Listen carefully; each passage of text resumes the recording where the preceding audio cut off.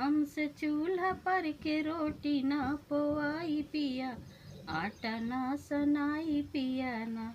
हमसे चूल्हा पर के रोटी ना पोआई पिया, आटा ना सनाई पिया ना। चाह अगर जो भलाई जाके कुकर डालिया, चाह अगर जो भलाई जाके कुकर डालियाई। 10-15 मिनट में हो जाई पिया, आटा ना सनाई पिया ना। हमसे चूल्हा पर के रोटी ना पोआई पिया, आटा ना सनाई पिया ना। चावल दाल तरकारी नाही बनी पारा पारी, चावल दाल तरकारी नाही बनी पारा पारी। हमसे लकड़ी के आँच ना सहाई पिया, आटा ना सनाई पिया ना।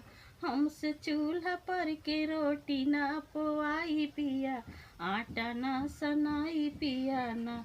रख के कुकर में सामान झट से बटन करब ऑन, रख के चूल्हा पर रख के कुकर में सामान झट से बटन करब ऑन। घर में बिजली दा जल्दी लगवाई पिया, आटा ना सनाई पिया ना।